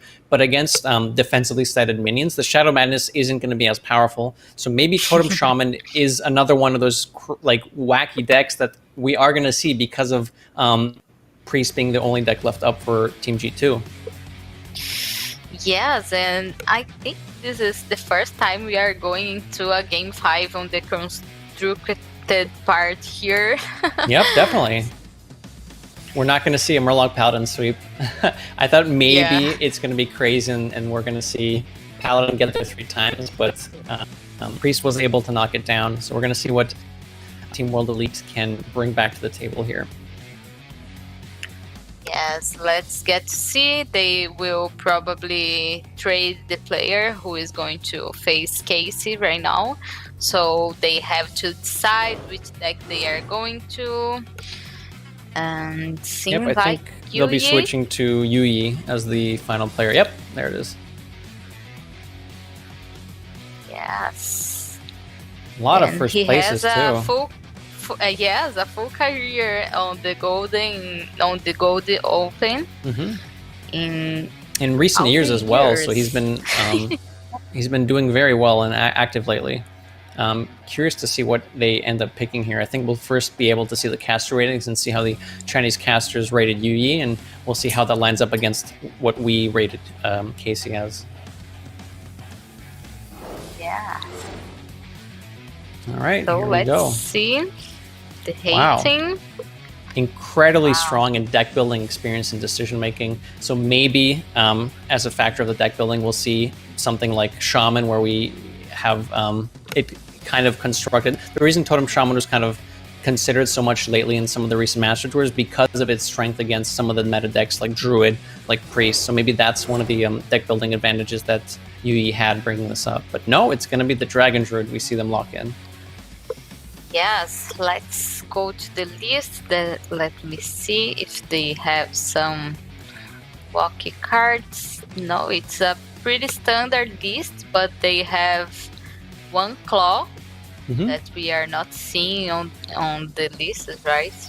Yep, claw doesn't pop up too often, and definitely not as a 2-of. Occasionally we'll see one to help Druid kind of deal with some early game aggression from decks like, I guess, Murloc Paladin, Demon Hunter, maybe even Warrior.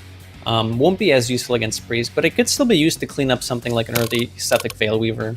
Important cards in this matchup are probably Power of the Wild and Soul of the Forest. Soul of the Forest adds Death Rattles to whatever you have on the board that summon more 2/2 treants. And Power of the Wild can buff your board outside of the range of stuff like Breath of the Infinite that would normally clear your 2 health minions like Glowfly Swarm. Yes, and we already saw this earlier on this day. So yeah, let's see if they will manage to make a board that Priest can get the clear here. Yeah, we did see Druid take the win over Priest in our first match of the day. And I believe it will still be Druid favorite, as we saw from the stats there. But I think that it is possible with only one Power of the Wild and one Soul of the Forest that Team WE might struggle a bit more depending on where the Power of the Wild is in their deck. Generally, the Druids don't run 2 Soul of the Forest, so that ends up being way too slow against a lot of decks, so that's kind of normal. But I have seen mostly 2 Power of the Wilds in most of the lists I've seen, so I'm curious if that cut for, I believe what they put in was a Claw, as an anti-aggressive tech, will hurt them in this matchup where they do need to beat Priest with it. Yes, when I'm testing decks, I usually, when I trade a card for another, I always try to think this card is better than the other one on this situation to see what card would be better and decide what deck I will put or not. We are going to see that if they draw the claw, if we will be better than this. And then we can point out, there we go, that claw should be a Power of the Wild. Yeah, definitely. I mean, it's also difficult to make kind of tech card switches in a format like this because you have to consider outside of the normal. Exactly. Being able to consider 3 or 4 classes in normal tournaments that we're used to is a lot easier because you can easily think, all right, these are the 4 main popular decks. We're going to see a lot of, let's say, Demon Hunter, Hunter, Rogue, and Priest. So if I do swap out this card, how does this change my matchups against the other decks? But in a 10 class format, it's much more complicated, and you'll have to be working with like crazy spreadsheets trying to figure out, this card happens, what does it change in all these other matchups? What if they don't bring Totem Shaman? What if they bring Galakron Shaman? How does that change that? So one tiny change, even though it doesn't seem that much in a 300 card lineup, can definitely end up changing the outcome of the match, and that's why we're kind of saying, well, let's see if they draw the claw instead of the Power of the Wild when it might be a bit more useful there. Oh, for sure. And in a standard Conquest format, we already know what ban we will make, right? Like we build the lineup knowing the ban, and this is way easier. Here you have to ban 4 classes depending on the class that you know that your opponent banned. So yeah, it's really different, and the players have to manage to know and to feel the meta on same format classes. Yeah, definitely. I mean, and this is where, again, why decks like Murloc Paladin and Totem Shaman can come in and get some, get this and have their time to shine. It's actually, and the fact I even have to queue up all of your decks to win the round. Like we said, you're only going to have 6 decks left to choose from after bans, and you only need to go with 3 of them. With that being the case, you can allow for some, interesting deck building and tech choices, which is some of the things we've been rating these players on. So as a team, collectively, their deck building choices and tech cards can definitely show up in these rounds that end up being important, that decide whether they make it to the finals or get knocked out in the double elimination rounds. Yeah, for sure. And we are going to see who is going to face the team who lost early on this day, which was, let me see, I believe it was Team LF. Luck Future, yes. Mm-hmm. And who so lost the loser here of this will face that. Yes. And then the winner will go on, I believe, to face T1 on Thursday to see who gets to go to the semifinals and to the final single elimination bracket. Yes, the semifinals and the finals are the single elimination bracket. So, yes, the format will still be the same in terms of what decks they have available and how the bans end up working out with the 4 bans at the start. Yeah. Yeah, and tomorrow we will have the first team to be disqualified for the tournament, right? Yeah, we'll be seeing elimination matches for Group A tomorrow, as well as winners matches for Group A. But tomorrow we will be seeing some teams end up getting knocked out of the tournament. We have the loser match in Group A, and then even the winner of the losers match will still have to face the loser of the winners match, and then that round would also decide who gets to go home and who gets to move on to the semifinals. Yes, and it will be tomorrow. We will see Barcelona against Team Liquid. Is that in the winners or losers? Sorry. On the loser. On the losers, right? Team Liquid. Oh yeah, I remember what happened yesterday. Yeah. Yeah. So the international team is getting pinned against each other in the losers bracket. So for certain, one of the international teams from Group A will be. But on this side of the bracket, in Group B, we will see if perhaps the Team World Elite can win today, and hopefully make sure that we don't have 2 Chinese teams in the. I keep forgetting what the match is called, in the losers round in Group B on Thursday. Yes. It'd be nice to have a nice mix of international and Chinese players to see how we end up faring against each other in the semifinals, and to see who can ultimately take the title home. Yes, I hope that we got to see like a Chinese and an international on the semifinals, on the finals actually, to bit to see if the Chinese are going through the international scene like they want to do right on this tournament. Yeah, I mean, you can see through all the videos how they're hyping, the tournament up, hyping themselves up, talking about all their past achievements and tournaments and how they're planning to kind of move forward and kind of develop more as a region, even though they are already very strong. We've seen some pretty solid play in both Battlegrounds and Constructed from these teams over the course of today and yesterday. And we're still going to be seeing a lot more of them over the next 4 to 5 days as we build up towards the finals for each of these modes. And we got to see that on the past year, like when Lion managed to win the World Championship and she managed to make a top 8 on the Master Tour. It was like amazing. They have a lot of consistent players that are showing that they are here to stay and make history on Hearthstone. Like we have a lot of names like they send on the video, Colento, Tais, and another ones.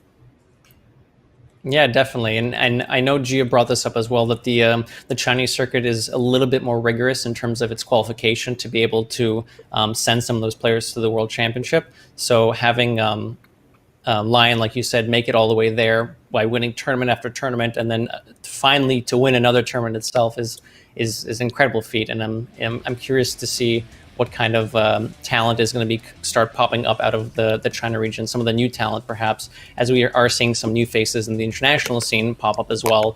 Namely, how can we not talk about XBlize, who has recently been doing incredibly well across the Master Tours and joining the ranks of the Grandmasters. Yes, for sure. So let's get into the game. Finally, Language Hacker, this is match 5, the final match of the day. Yep. And as a recap, Priest for G2 was piloted by Casey against Druid, who was piloted by Yuyi from World Elite. Okay, this is a really good hand for Yuji. I think he only threw the Savage Roar, yeah. What if he considers holding the Savage Roar? If he has everything else, maybe he wants some sort of finisher, close the game out early? Or do you think that's too... I think it's too ambitious. Okay. Casey doesn't have that hand either. Yeah, I think as Druid, you end with the Mount Seller on the hand. You have to try to get some tools to make her better, right? Mm-hmm.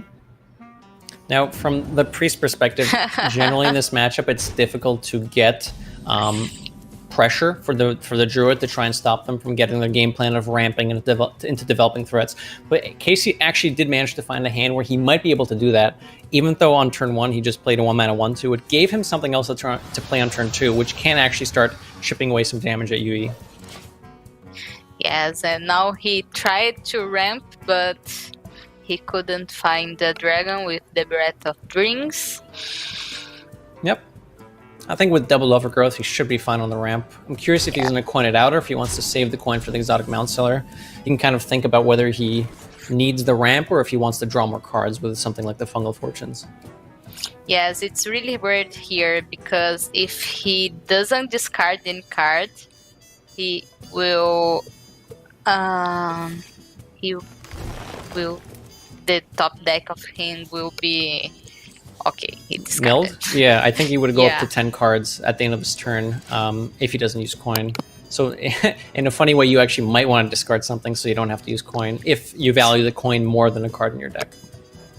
Yes, but Izira, it's not that card you want to discard, right? That is not exactly. That's not the card you want to discard. That can be very, very important in this matchup because if you do end up getting your board cleared, let's say you do go for a big Glowfly Swarm or a big Mount Seller turn and Priest has the clear, you will eventually need to build a bigger, more durable board. And with only one copy of Soul of the Forest, you might have needed something like a Ysera board with some dragons in the deck to be able to come back onto the board. So now he, with the knowledge that Ysera's gone, he has to carefully plan out how he wants to develop onto the board to be able to threaten Casey. But while I'm saying that, Casey is just hitting him in the head.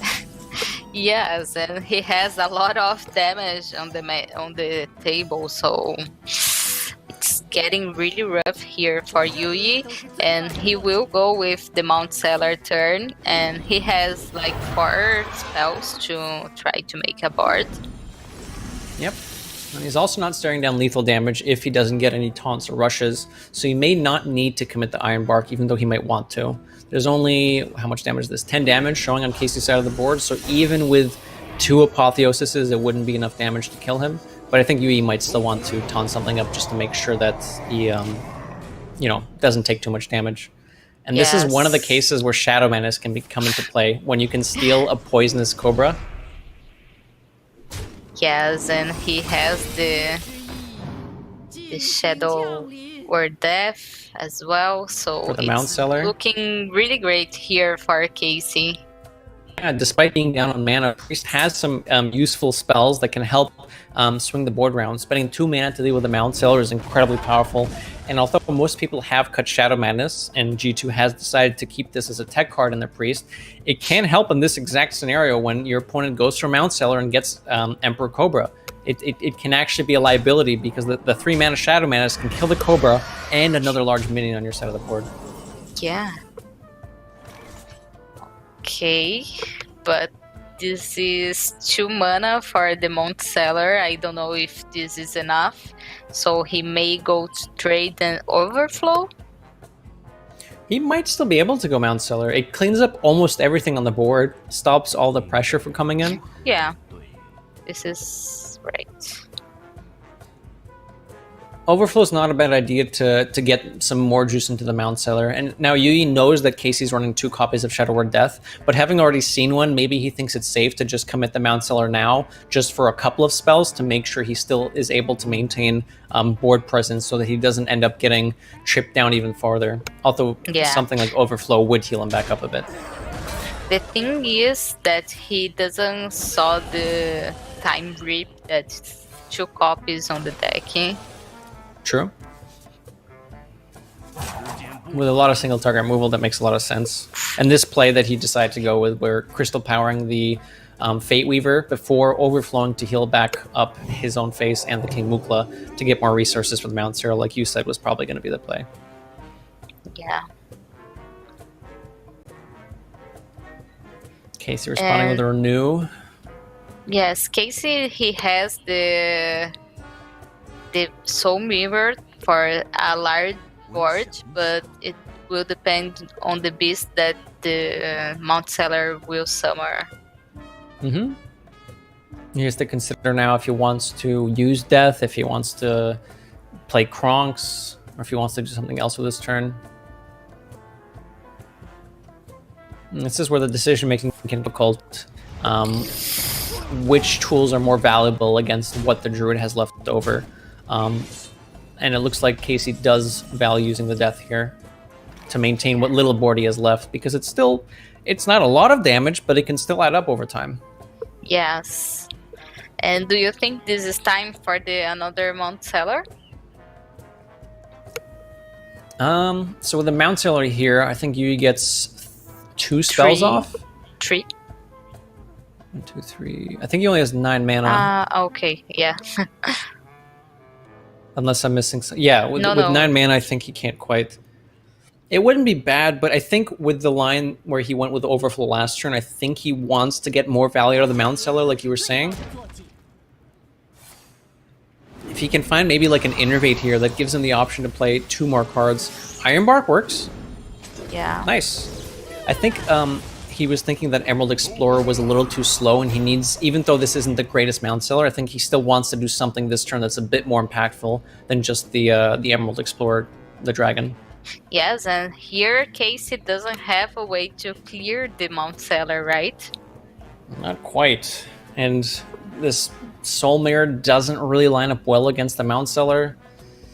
Muruzan is an option, but you leave a lot of stuff up on your opponent's side of the board, which is kind of scary. And maybe an Iron Bark goes on your opponent's minion on top of that.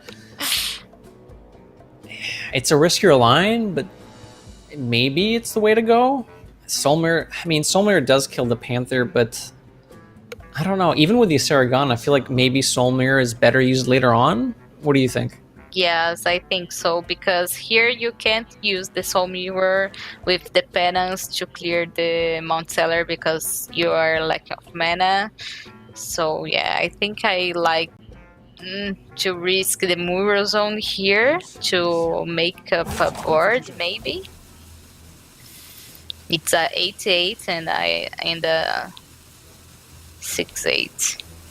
Yeah. There's the option to also either play Penance or heal and play one of the bigger minions, Kronks or Shield of Galakrond, but I feel like you're trying to go for a tempo line there, where you might as well also just make a bigger tempo line, because you're not really clearing much with the Kronks or the Shield of Galakrond anyways. Oh my goodness, this was about as bad as it could have gone.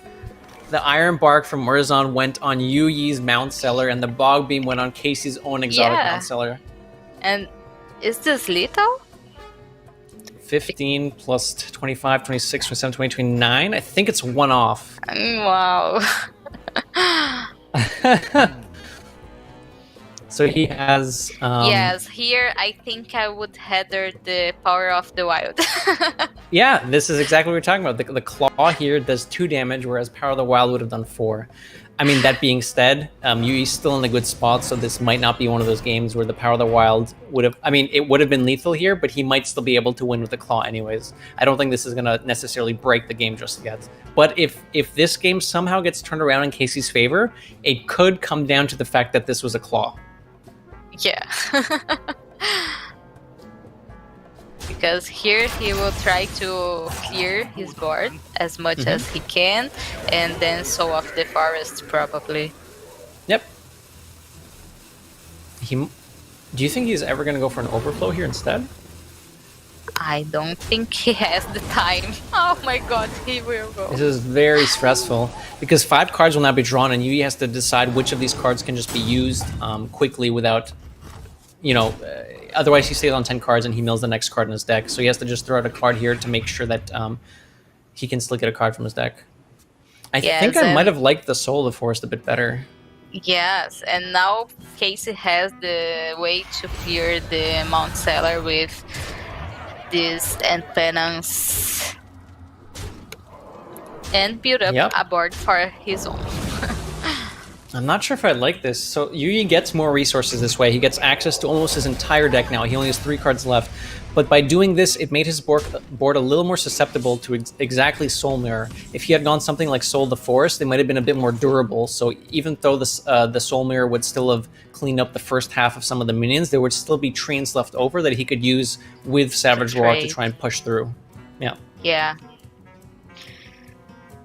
And now he has to clear this board and make his own again. But he has some tools to do that, right? He has the Glowify with the Soul of the Forest.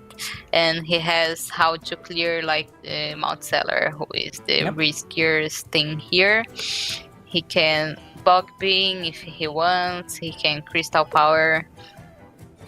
He is in a good spot yet. Yep. He's still in a good spot. I think I still would have liked the Soul of the Forest, because it becomes a lot more difficult now to... I mean, I say that a lot more difficult. There are options that Casey could have, potentially, to deal with this board, because there's no Power of the Wild here. Whereas Soul of the Forest thing, the bigger board with the Mount Seller and the Beast would have made it a lot more difficult. But now, this is exactly what I was talking about. It gives Casey the option to have 2 AoE effects here. If he can discover a Holy Nova, perhaps, or another Breath of the Infinite off of this Renew, it gives him the chance to actually full clear this board and stop Yui from developing such a wide board that lets him take advantage of Savage Roar. Yes, but here he has 2 Savage Roars. Let's see how many Treants will stay alive. Actually, there's not even that many Treants. For some reason, I thought there were more Death Rattles. This, actually, I don't think is enough with Savage Roar. Double Savage Roar. So you have 6 damage Treants if you go with double Savage Roar. And your hero will have, as the Druid, 4 attack. You can hero power to get up to 5, which lets you cleanly hit the taunt, but you will only have 24 damage left over. Now, you can still do this and push the full amount of damage and just say, go Casey, can you heal up and deal with these 2/2s? Or he has the option to take a slower route here, go for an Emerald Explorer, try to find Ysera. Maybe, exactly, Ysera, maybe another Emerald Explorer. Maybe he wants a Twilight Drake to just fill out the mana curve this turn and get some bigger threats that Priest has trouble dealing with. Yes, but the thing is, you will want to, to not trade with the Savage Horror. Like, I think you should too. Sorry, so you like using one here, or do you prefer not using any? Using one to clear Yeah. the taunt and keep the 3 Tyrants, right? Yeah, I agree, yeah. I think that makes a lot of sense. You still want to have a wider board, so you can still use the second Savage Roar. Casey digging with the Renew and does find a Breath of the Infinite, which means that these Treants are gone, and Yui has a lot less available in terms of making a wide board. Casey might have been able to get through all the threats since the fact that Ysera was discarded earlier. There is still one Glowfly left for Yui, but it spawns only 4 Treants. 4 Treants. Yeah, I think he will go with Enervate and another Emerald. Okay. Make as big of a board as possible to try and set up for that final Savage Roar kill. You can tell I played too much Control. I want to focus on killing minions, not heroes. Yes, I don't know if Case has an opportunity to get through this board. Like, he can Apotheosis the Kronks and then make Galacron. With the Time Maybe. Rip pickup, he could go Apotheosis Time Rip and clean up both dragons, heal up for 8 health. I missed what health he was on. It's at 16. He'll go up to 24, which leaves 4 Glowflies left over, and he knows there's only 1 Savage Roar left. With the 1 Savage Roar left, it wouldn't be enough to go in for the kill, but I think Casey still values this a bit more and saving the Time Rip for one of the bigger dragons. So I think the play you pointed out here was good, but I think the other play was also worth considering because it did leave you dead against Savage Roar. Yeah. But let's see how Casey will do with this Onyxia. I don't think he's going to be happy about it. No. Casey can also be a bit of a... He lets his emotions show a bit more on camera, so I think if he's upset, we'll definitely see it. Yeah. He is already upset there. He's thinking about it. What if he had this? What if he had that? Yeah, Yep. he didn't Not like happy it. about that. I think he's used both natural Breath of the Infinites.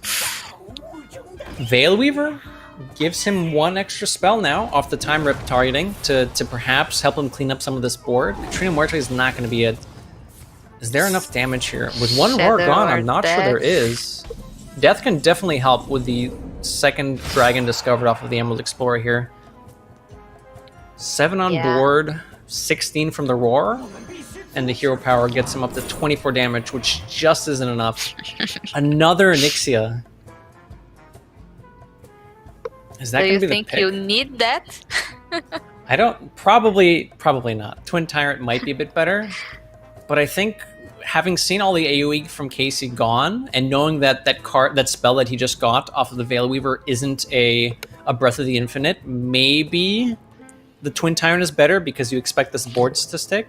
But I think Yui ends Yeah. up going just for the 8/8 in case he needs refill. 应该如何应对 This is a very close game. Yes, but here you Savage Horror, right? Do you? I think so. Because I don't like if your opponent clears this board, you lose anyway, right? So you have to go wild here. Just Your cash in on the fatigues. Savage Roar does do 16 here, so maybe it is worth. Sorry, 6, 7 times 14. Sorry, it does 14 here, so it is a lot of damage. But Yui decides that he wants more out of it, or perhaps he wants the 14 damage to clean up another minion from Casey's side if there's a taunt. Yeah. Fatigue is taking for Yui. He is on the clock here. If he can't kill Casey fast enough, he will end up dying to the fatigue damage. And now he sees that he has another Onyxia. Yep. The Madame Lazula gives Casey information.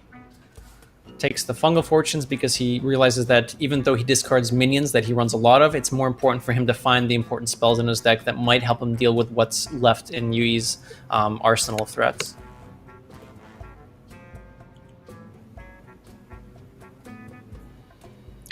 Yes, but it's not lethal on the way back as well, so... Yep. So Casey has to again consider if he wants to try to minimize the board now by using a Shadow Madness, which doesn't get that much value, or if he wants to just play this Fate Weaver and try to set up for next turn. It looks like that's what he's going to go for. Yes, he knows that Yuyi doesn't have lethal now, and he has another Onyxia on hand, so he will probably try to set up lethal with the Savage Horror, but making some trades and putting another Onyxia on board. Yep, that seems to be what he's thinking about. I think one Apotheosis has been used, so he has to consider how much of the board he actually wants to trade away, because if another Apotheosis comes out, it could be kind of dangerous if it gets Casey outside of the second Savage Roar lethal range. Yeah. But it looks like he's going to leave the Fate Weaver up and get the Onyxia down. Okay, so he has the Shadow Word Death, he has a Shadow Madness on the hand, but I don't know if this will do it. So if the death comes out, Shadow Madness gets rid of one of the tokens. There's going to be the Emerald Explorer and 4 Whelps left. So there's 5 minions, which will be 8 damage on board. 5 minions with Savage Roar on the hero adds another 12, which is 20, and the hero power is 21. So this would be exact lethal from Yuyi. And Casey knows that. Exactly. Yeah. So he realizes something else has to be done about this. He doesn't have the mana for the Aeon Reaver. It's 1 mana. If he could Aeon Reaver, the Emerald Explorer, and Shadow Madness, and Death in the same turn, he would be alive against Savage Roar. Yes, but he doesn't have the mana. I think he had 2 main options this turn. He could have gone Katrina, Shadow Madness, Death, and hope he spawns a taunt. Or he can Hero Power, try to find something useful, and still go Death plus Katrina if something useful doesn't pop up. So if he finds a taunt here, I think he does stop the damage. It's not enough. And Yuyi carefully crafting the trades on the past few turns to make sure he still has enough damage just to get Casey perfectly down to 0. Okay, I can't do math apparently, but that's fine. Oh no, he didn't Shadow Madness, in case there was a Shadow Madness. Yes, you are right. And there we go. Team World Elite takes the win there in a grueling series against G2, up 3-2. That was kind of a pretty wacky game. We saw Murloc Paladin in 3 games, whereas before this we hadn't seen it at all in the tournament. And I'm curious if we're going to see it again. Maybe with the win now, they might bring it back in some of the future rounds. Is this kind of how you expected the match to go, or is it also kind of weird for you? Yeah, it went weird when we saw the Paladin for sure, and yesterday when we got to see the Shaman, we saw the Paladin and the Shaman yesterday. So yeah, it's really surprising, but it's really good to have this kind of stuff on this tournament, right? We get to see another classes that we don't see any often on the other tournaments. Yeah, definitely. It's nice to have a bit of a change of pace from seeing only Demon Hunter, Warrior, Hunter, Rogue, Priest, and getting some wackier stuff in. Even though this final match was Druid against Priest, it ended up being really, really close. It wasn't as much of a powerful game for Druid as we saw earlier today, when in the previous match, Druid ended up winning against the Priest very, very quickly with an early Soul to Forest. That will wrap up all of the constructed we have for today. We can kind of recap what happened today and what you can expect to happen tomorrow.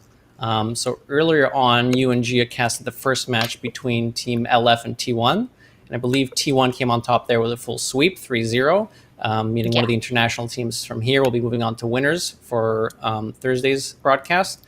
And this final match, G2 did not manage to take the win, but Team World Elite will be advancing to face T1 in the winners match on Thursday as well. Tomorrow, however, we will be seeing the matches from Group A.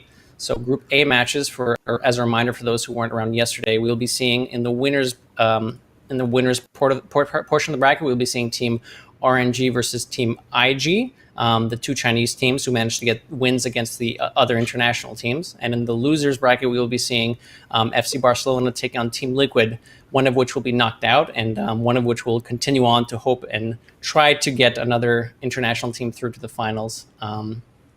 Thoughts about international teams versus Chinese teams? Any predictions on what we're going to see in the finals as the top 4 teams? I don't know anymore, language hacker, because yesterday we saw the international teams gotten destroyed by the Chinese teams. Today we didn't saw the same thing. It was more balanced. So yeah, I hope on the finals we get to see a Chinese and the international to It would make be that nice to have, Saudi yeah. thing. Yeah. Okay, well, thank you very much for tuning in. We'll be continuing tomorrow as well with some more Battlegrounds action and some more constructed matchups. Tomorrow we'll be wrapping up Group A, I believe, in constructed to find out who will make it onto the semifinals later on. And Battlegrounds is still going to be going on for a few more days as well. So thanks for hanging out, and we hope to see you guys tomorrow.